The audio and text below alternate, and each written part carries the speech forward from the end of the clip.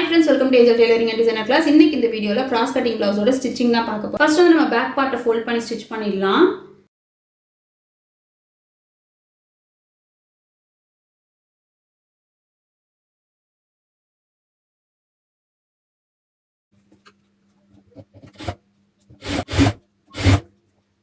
So fold பண்ணி stitch பண்ணும்போது ஒரே ஒரு விஷயம் நம்ம எப்பவுமே நோட்டீஸ் பண்ணோம். நான் போன வீடியோஸ்ல கூட எல்லாத்துலயும் நான் சொல்லியிருக்கேன். நம்ம இதை ஃபோல்ட் பண்ணி ஸ்டிச் பண்ண போகிறோம்ல, நீங்கள் வந்து மொத்தமாக ஃபோல்ட் பண்ணிவிட்டு நகத்தில் கீறி விட்டாலும் ஓகே. அப்படி இல்லைனா நீங்கள் ஸ்டிச் பண்ணும்போது இங்கே கிட்ட ஃபோல்ட் பண்ணக்கூடாது. ஒரு 5 இன்ச்சு தள்ளிக்கோங்க. தள்ளி இங்கே பாருங்கள், இதுக்கு ஸ்ட்ரைட்டாக இருக்கிற கிளாத்தை இப்படி மடிச்சுக்கோங்க. மடிச்சுட்டு அதுக்கப்புறம் இந்த நகத்தில் கீறி விட்டுட்டு தையல் போடுங்க. ஏன் அப்படின்னா நீங்கள் வந்து கிட்ட ஃபோல்ட் பண்ணிட்டு வந்தீங்கன்னா கிளாத் இழுத்துக்கிட்டே வரும். அப்புறம் வந்து ட்விஸ்ட் ஆகிடும். நம்ம இழுக்கலை அப்படின்னு தான் நம்ம சொல்லுவோம். பட் நம்ம வந்து கிட்ட ஃபோல்ட் பண்ணும்போது கண்டிப்பாக நம்ம கையால் இழுத்துடுவோம். ஸோ வந்து கொஞ்சம் வந்து ட்விஸ்ட் ஆன மாதிரி இருக்கும். ஸோ எப்போவுமே வந்து கிட்ட பண்ணாதீங்க. ஒரு 5 இன்ச்சு தள்ளி இப்படி ஃபோல்ட் பண்ணிக்கோங்க ஸ்ட்ரைட்டாக. அதுக்கப்புறம் நீங்கள் இந்த மாதிரி நகத்தில் கீறி விட்டுட்டிங்கன்னா உங்களுக்கு கரெக்டாக இருக்கும். நாச் போட்ட வரைக்கும் திரும்ப ஃபோல்ட் பண்ணிக்கலாம்.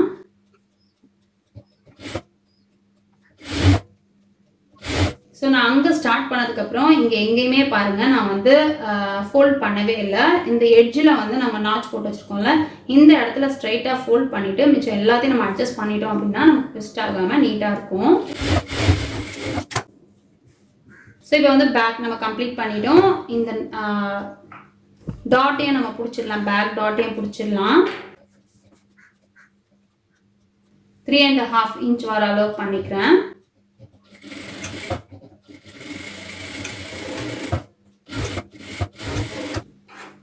இப்போ வந்து பேக் பார்ட் வந்து நமக்கு ரெடி ஆயிடுச்சு. நெக்ஸ்ட் ஃப்ரண்ட் டாட் பிடிக்கிறதுக்கு நம்ம மார்க் பண்ணிக்கலாம். ஸோ நான் ஆல்ரெடி நார்மல் ப்ளவுஸ் வீடியோவில் உங்களுக்கு வந்து எப்படி டாட் மெஷர் பண்ணணும், எந்த மெஷருக்கு எந்த அளவுக்கு டிஸ்டன்ஸ் வைக்கணும் எல்லாமே நான் சொல்லியிருக்கேன். ஸோ அதே தான் இதுலேயும் ஃபாலோ பண்ண போகிறோம். நம்ம வந்து டக் பாயிண்ட் அப்படின்றது வந்து மிட் பாயிண்ட் நான் ஆல்ரெடி சொல்லியிருக்கேன்ல. மிட் பாயிண்ட் எப்படி மெஷர் பண்ணுறது அப்படிங்கிறத நான் உங்களுக்கு ஆல்ரெடி சொல்லியிருக்கேன். நம்ம செஸ்ட் ரவுண்டை 4ஆல் டிவைட் பண்ணிட்டு 1/2 இன்ச்சு ஆட் பண்ணிக்கணும், அவ்வளோதான். ஸோ இது வந்து 32, அதை 4ஆல் டிவைட் பண்ணால் 8. ஸோ 8ஓட 1/2 இன்ச் ஆட் பண்ணால் 8.5. ஓகேவா? இதுதான் வந்து மிட் பாயிண்ட். ஸோ இப்போ பார்த்தீங்கன்னா நம்ம இந்த டிஸ்டன்ஸு 32க்கு வந்து 2.5. நான் ஆல்ரெடி சொன்ன மாதிரி 2.5. ஒருவேளை உங்களுக்கு இது புரியல, உங்களுக்கு இது தெரியல அப்படின்னா நீங்கள் அந்த வீடியோ செக் பண்ணி பாருங்கள். அதில் வந்து எந்த அளவுக்கு டிஸ்டன்ஸ் வைக்கணும், டாட் எந்த அளவுக்கு பிடிக்கணுன்றதை நான் சொல்லியிருப்பேன். அதுக்கப்புறம் 1.25, அடுத்து ஒரு 1.25. ஸோ நான் சொன்ன மாதிரி நம்மளோட மிட் பாயிண்ட் இங்கே நம்ம மார்க் பண்ணிட்டோம். இதோட நெக்கு கிட்டேருந்து எந்த மெஷர் வரும்னு பார்க்கணுன்னா இதோட மிடில், ஷோல்டரோட மிடில். ஸோ இந்த லைன் பார்த்தீங்கன்னா இதை ஃபேஸ் பண்ணி போகும். நான் சொன்ன மாதிரி இங்கேருந்து ஒரு 1.25 இன்ச்சு டவுனில் வச்சுக்கலாம். நல்லா ஷார்ப்பாக வேணும் அப்படின்னு நினைக்கிறவங்க வந்து நீங்கள் வந்து இது கிட்டே எடுத்துகிட்டு போகலாம். பட் அது நல்லா இருக்காது, சாரீ கட்டுறதுக்கு அந்த அளவுக்கு நல்லா இருக்காது. இந்த மாதிரி இருக்கிறது தான் நல்லாயிருக்கும். ஸோ இது மார்க் பண்ணிக்கிறோம். அதே மாதிரி இதுவும் ஒரு 2 இன்ச்சு. இது பார்த்தீங்கன்னா இதோட டிஸ்டன்ஸ் பார்த்தீங்கன்னா 1.5, 2, 2.5 அவ்வளோதான். அதுக்கு மேலே எடுத்துகிட்டு போகக்கூடாது. அதே மாதிரி இது பார்த்தீங்கன்னா 3, 3.5, 4, 4.5 கூட வரும். ஒரு சிலரோட மெஷர்மெண்ட் பார்த்தீங்கன்னா 4.5 இன்ச்சு கூட வரும். ஸோ அதுக்கேற்ற மாதிரி நம்ம வச்சுக்கணும். நான் சொன்ன மாதிரி இங்கேருந்து ஒரு 1.25 கேப்பு, இங்கேருந்து ஒரு 1.25 கேப்பு, அதே மாதிரி இங்கேருந்து ஒரு 1.25 அளவுக்கு கேப் வச்சுட்டு டாட் பிடிச்சிக்கலாம்.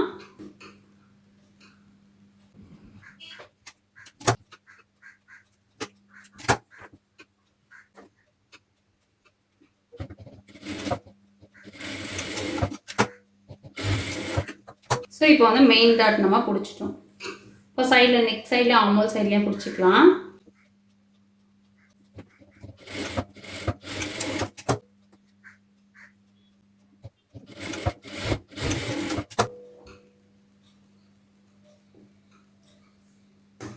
ஸோ இப்போ பார்த்தீங்கன்னா ஒரு சைடு வந்து நம்ம டாட் பிடிச்சிட்டோம், இன்னொரு பக்கமும் இதே மாதிரி பிடிச்சிடலாம். ஸோ 2 பக்கமாக நம்ம டாட் பிடிச்சிட்டோம். இப்போ பட்டி ஜாயின் பண்ணிக்கலாம். நெக்ஸ்ட் வந்து பட்டி ரெடி பண்ணிக்கலாம். ஆல்ரெடி நம்ம இப்படி கட் பண்ணி வச்சுருக்கோம்.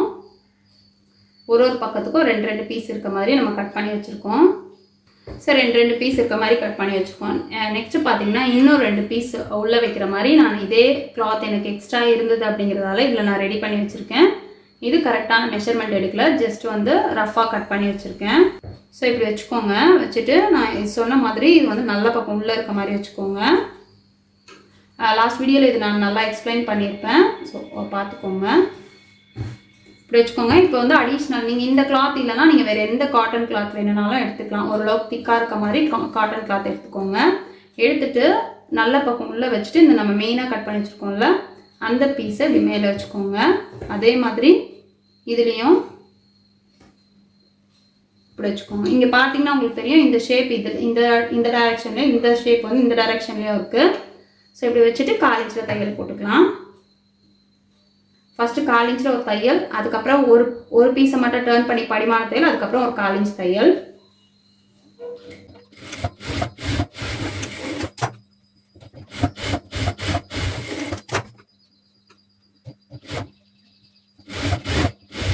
ஸோ இப்போ அப்படியே சுற்றி ஸ்டிச் பண்ணிக்கலாம்.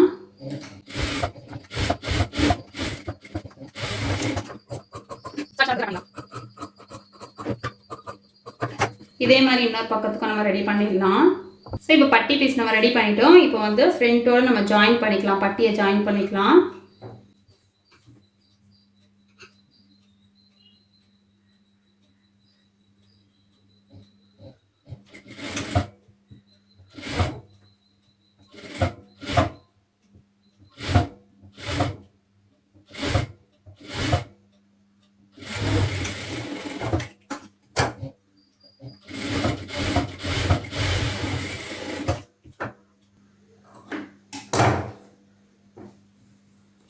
ஸோ இப்போ ஒரு பக்கம் நம்ம பட்டி அட்டாச் பண்ணிட்டோம். ஸோ பட்டி அட்டாச் பண்ணிவிட்டு நிறைய பேருக்கு இருக்கிற ஒரு டவுட்டு, நம்ம வந்து எல்லாமே கம்ப்ளீட் பண்ணதுக்கப்புறம் லாஸ்ட்டாக வந்து நாங்கள் வந்து சைட் ஜாயின் பண்ணும்போது எங்களுக்கு ஃப்ரண்ட்டுக்கும் பேக்குக்கும் டிஃப்ரென்ஸ் வருது, ஏன் அப்படி வருது அப்படின்னு நிறைய பேர் டவுட் கேட்குறீங்க. ஒரு சில மெத்தடில் வந்து நம்ம என்ன பண்ணுவோம்னா பட்டியை ஃபோல்ட் பண்ணி ஸ்டிச் பண்ணுற அந்த மெத்தட் ஃபாலோ பண்ணுறவங்களுக்கு அந்த ப்ராப்ளம் இருக்காது. ஏன்னா ஃப்ரண்ட் அண்ட் பேக் ஹைட்டை பார்த்துட்டு பட்டி ஃபோல்ட் பண்ணி ஸ்டிச் பண்ணிடுவாங்க. நான் வந்து பட்டி ஃபோல்ட் பண்ணி ஸ்டிச் பண்ண மாட்டேன். ஏன் அப்படின்னு கேட்டிங்கன்னா இது வந்து ரொம்ப பர்ஃபெக்டான மெத்தடு. நமக்கு வந்து ஒரு மாதிரி அந்த இரிட்டேட்டிங்காகவே இருக்காது. நம்ம இந்த மெத்தடில் நீங்கள் பட்டி கம்ப்ளீட் பண்ணீங்க அப்படின்னா நமக்கு இரிட்டேஷன் இல்லாமல் நீட்டாக இருக்கும். அதே மாதிரி இங்கே படிமான தையலும் போட மாட்டேன், அது போடாதீங்க. போட்டிங்கன்னா கப் சைஸ் வந்து நமக்கு ஃப்ளாட்டான மாதிரி ஆகிடும். ஓகேவா?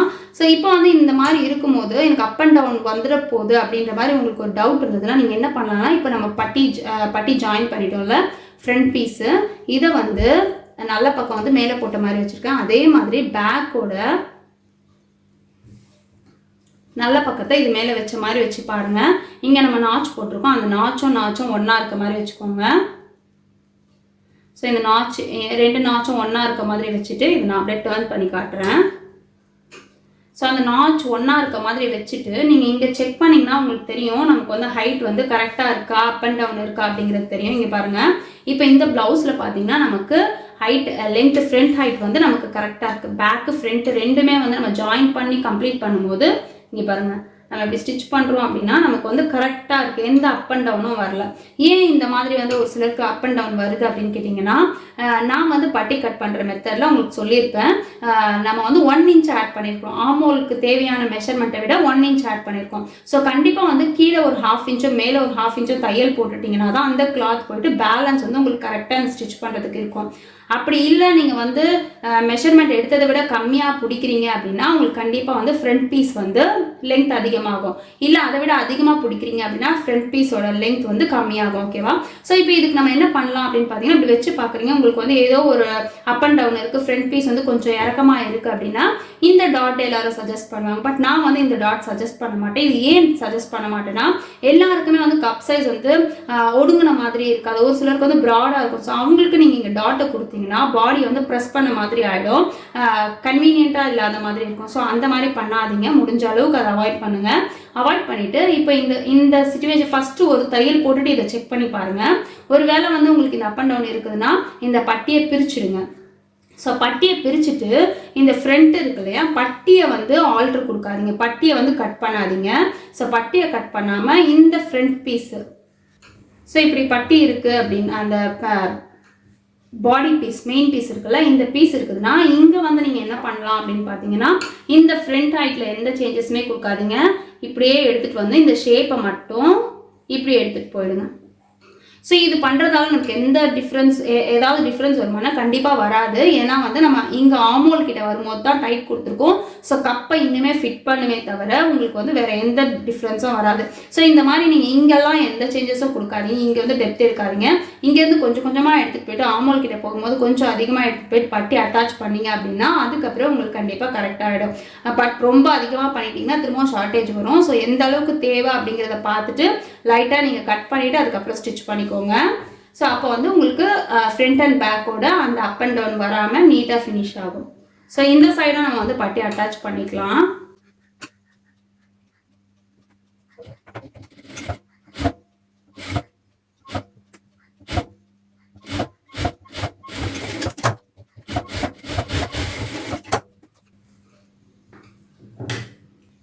ஸோ இப்போ வந்து ரெண்டு பக்கமும் வந்து நம்ம பட்டி ஜாயின் பண்ணிட்டோம். இப்போ வந்து ஊக் பட்டி ஐப்பட்டி வச்சுக்கலாம். ஸோ இதில் வந்து வி பட்டி மாதிரி நான் உங்களுக்கு வச்சு காட்டுறேன். ஸோ வி பட்டினா நம்ம ஐப்பட்டி வச்சோம்னா இந்த சைடில் நான் சொன்ன மாதிரி இந்த சைடில் தான் நம்ம வந்து ஐப்பட்டி வைப்போம். ஸோ இந்த பீஸில் நம்ம எப்படி வி பட்டி வைக்க போகிறோம் அப்படிங்கிறத பார்க்கலாம். வி பட்டினா கிளாத்லேயே ஸ்டிச் பண்ணி நம்ம மாட்டுவோம்ல அதுதான். ஸோ அதுக்கு வந்து நம்ம ஃபஸ்ட்டு என்ன பண்ணணும் அப்படின்னா 2 மார்க்கிங் பண்ணிக்கலாம். ஸோ நான் இந்த டைரக்ஷன்லேயே வச்சுக்கிறேன். எட்ஜில் ஒரு ஹூக் வரும். ஸோ அதுக்கான ஒரு மார்க்கிங் கொடுத்துக்கிறேன். மேலே பார்த்தீங்கன்னா நெக்குக்கு வந்து நம்ம 1/4 இன்ச் தையல் போடுவோம். அதுக்கு கொஞ்சம் கீழே அதாவது 1/2 இன்ச் அளவில் இன்னும் ஒரு மார்க் நான் கொடுக்குறேன். ஓகேவா? இது ரெண்டுத்துக்கும் மிடில்.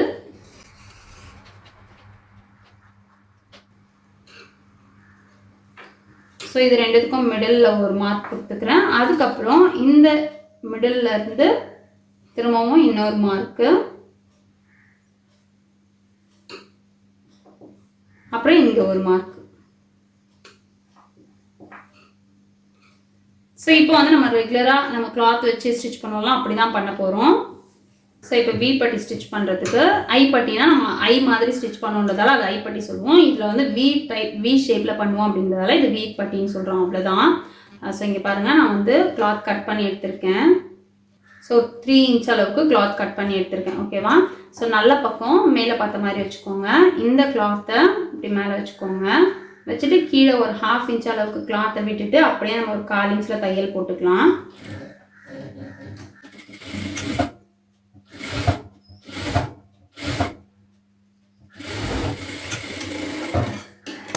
இப்போ தையல் போட்டாச்சு. நெக்ஸ்ட் அதே மாதிரி நம்ம நார்மல் ப்ளவுஸில் பண்ண மாதிரியே டர்ன் பண்ணி படிமான தையல் இந்த பீஸில். ஸோ படிமான தையல் போட்டாச்சு. இப்போ வந்து ஒரு 1/2 இன்ச்சு ஃபோல்ட் பண்ணி ஒரு தையல் போட்டுக்கலாம்.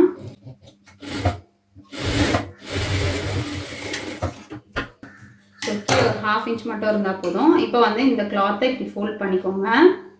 இந்த மார்க்கிங் வந்து நல்லா உங்களுக்கு கொஞ்சம் தெரிகிற அளவுக்கு எடுத்து விட்டுக்கோங்க. ஸோ இப்படி ஃபோல்ட் பண்ணி இதை நம்ம இப்படி வச்சுக்கலாம்.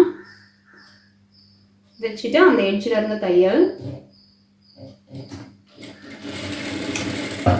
ஸோ இந்த தையல் அப்படியே நம்ம கீழே எடுத்துகிட்டு வந்துடுறோம். கீழே எடுத்துகிட்டு வந்து லாக் போட்டுக்கோங்க. லாக் பண்ணிவிட்டு இப்படி டர்ன் பண்ணிக்கோங்க. கீழே தான் வச்சுருக்கேன். அதாவது இந்த கிளாத்துக்கு கீழே எடுத்துகிட்டு போயிடுங்க. அப்போ தான் வந்து உங்களுக்கு பிரியாமல் இருக்கும். இந்த கிளாத்லேயே நீங்கள் கம்ப்ளீட் பண்ணிங்கன்னா கண்டிப்பாக பிரிஞ்சு வந்துடும். ஸோ கீழே எடுத்துகிட்டு போயிருக்கேன். இப்போ பார்த்தீங்கன்னா இந்த டைரக்ஷனில் இப்போ பார்த்தீங்கன்னா லைட்டாக கிராஸ் வச்சுருக்கேன். ஸோ ஸ்டார்ட் பண்ணும்போது இங்கே பாருங்கள், இந்த கிராஸில் தான் பண்ணுறேன். ஸோ ஒரு லாக் இப்படி பண்ணிக்கோங்க. ஸ்டார்ட் பண்ணும்போது லாக் பண்ணிவிட்டு கொஞ்சம் தூரத்துக்கு இப்படியே கிராஸாக எடுத்துகிட்டு வாங்க. எடுத்துகிட்டு வந்துட்டு நீடில் வந்து உள்ளே போட்டுருங்க. உள்ளே போட்டுட்டு இப்போ பார்த்தீங்கன்னா அப்படியே நம்ம டர்ன் பண்ணி நீடில் உள்ளே போட்டுட்டு தான் டர்ன் பண்ணணும். ஸோ டர்ன் பண்ணி திரும்பவும் வந்து அந்த வி ஷேப்பில் நம்ம எடுத்துகிட்டு வரணும். ஸோ இது ப்ராக்டிஸ் இல்லாதவங்களுக்கு கஷ்டம். நீங்கள் ட்ரை பண்ணாதீங்க. ஐ ஸ்டிச் பண்ணிக்கோங்க. இது வந்து நீங்கள் ரஃப்பாக இருக்கிற கிளாத்தில் ஏதாவது வச்சு இந்த மாதிரி ஸ்டிச் பண்ணி பாருங்கள். அதுக்கப்புறம் பர்ஃபெக்டாக வந்ததுக்கப்புறம் ப்ளவுஸில் பண்ணுங்கள். ஸோ இப்படி எடுத்துகிட்டு வாங்க. கண்டிப்பாக கீழே எடுத்துகிட்டு வரணும். ஸோ கீழே எடுத்துகிட்டு வந்து நம்ம லாக் பண்ணிவிடும். நெக்ஸ்ட்டு பார்த்தீங்கன்னா இங்கே நம்ம இருக்குல்ல, இங்கே கம்ப்ளீட் பண்ணும்போது இதுக்கு முன்னாலேயே கம்ப்ளீட் பண்ணிடணும். ஸோ பாருங்கள், இது வந்து இந்த கிளாத்தில் ஸ்டிச் பண்ணுறேன். ஜாயின் ஆகுன மாதிரி இருக்கணும். ஸோ இப்போ வந்து இந்த இடத்துல நான் ஸ்டாப் பண்ணிக்கிறேன். ஸ்டாப் பண்ணிவிட்டு இங்கேயும் வந்து ஒரு 2-3 லாக் பண்ணிவிடுங்க. லாக் பண்ணிவிட்டு நீடில் உள்ளே போட்டுட்டு டர்ன் பண்ணிக்கோங்க. டர்ன் பண்ண ஸ்ட்ரைட் பண்ணாதீங்க, லைட்டாக கிராஸ். ஸோ லைட்டாக கிராஸ் வச்சுட்டு கீழே வரைக்கும் எடுத்துகிட்டு போயிட்டு இந்த மாதிரி லாக் பண்ணிக்கோங்க. பண்ணிவிட்டு நீடில் உள்ளே போட்டுட்டு டர்ன் பண்ணிக்கோங்க.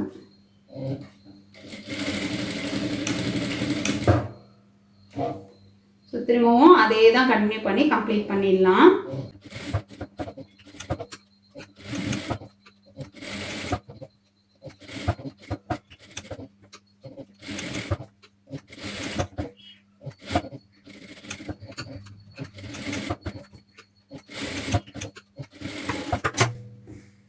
ஸோ இப்போ பார்த்தீங்கன்னா வி பட்டி நம்ம கம்ப்ளீட் பண்ணிட்டோம். ஸோ இந்த மாதிரி கீழே இறக்கி போடுங்க. அந்த அளவுக்கு உங்களுக்கு வந்து கிளாத் டைட்டாக இருக்கும், பிரிஞ்சும் வராது, ரொம்ப தூக்குன மாதிரியும் இருக்காது, நீட்டாக க்ளோஸ் ஆகும். ஓகேவா? இதை வந்து ஸ்ட்ரைட்டாக கட் பண்ணிக்கலாம். நெக்ஸ்ட் பார்த்தீங்கன்னா ஊக்பட்டி. ஊக்பட்டிக்கு 2 இன்ச்சு கிளாத் இருந்தால் போதும். ஐப்பட்டிக்கு 3 இன்ச்சு, ஊக்பட்டிக்கு 2 இன்ச்சு. ஸோ இது நம்ம ரெகுலராக பண்ணுற மாதிரி தான்.